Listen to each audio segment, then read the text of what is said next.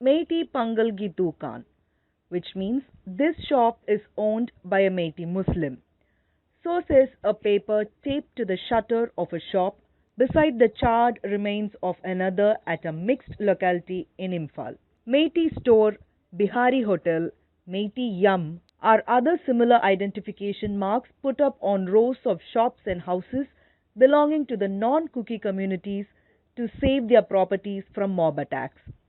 This says that life in Manipur is far from normalcy and peace.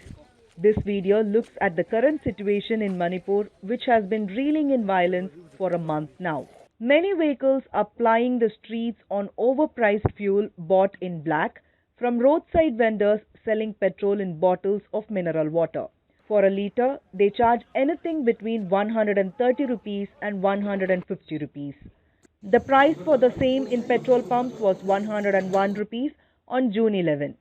A senior government functionary close to Chief Minister Byron Singh told the federal that the administration too is run on contingency measures. Many Kuki officials, who are the backbone of Manipur's top bureaucracy, have either gone on leave or deputation, creating shortage of senior officials. The state government has moved the center, seeking officials to be posted on emergency deployment. Shops in and around the tribal market and many other localities inhabited mostly by people from Kuki community continue to shut down even a month after the ethnic clashes gripped the state on May 3. Ravaged Kuki localities are mostly empty as their inhabitants fled to secure places, leaving behind their charred or vandalized houses, religious places, business establishments, and other movable and immovable properties. Similar scenes of destruction can be seen in the Meitei localities and villages in Kuki-dominated areas as well. Over 100 people were killed, thousands injured, and more than 50,000 people have been displaced from their homes as per government statistics. But the enormity of the crisis cannot be measured by these numbers, as they do not reveal the unrest created between the Meitei and Kuki communities, who generally have lived peacefully side by side for centuries. Vehicles coming from the Meitei-dominated valley are frisked by Kuki volunteers before allowing them into their territories. Similarly, those coming from the hills are allowed to proceed to the valley only after the volunteers are satisfied with the antecedent of visitors. The federal team also came across many such checkposts on its way through the state. Clearly, people on either side of the divide have lost faith in the government's ability to protect them. This led to civilians taking law into their hands, even to the extent of taking up arms.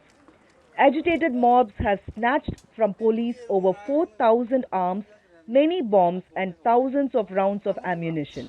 Of them, around 700 arms were looted from police armories in the hills, according to a government estimate. A total of 990 arms and 13,526 ammunition were voluntarily deposited to the government, while a combing operation launched by the security forces led to the recovery of another 53 arms, 74 ammunition, and 39 bombs.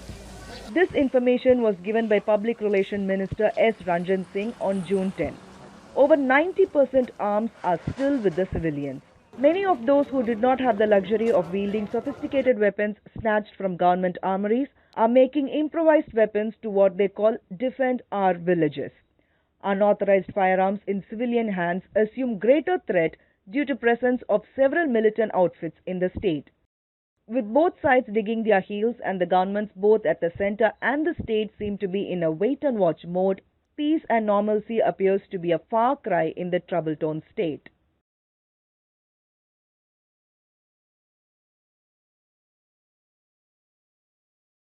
Subscribe to the Federal's YouTube page for more news and updates.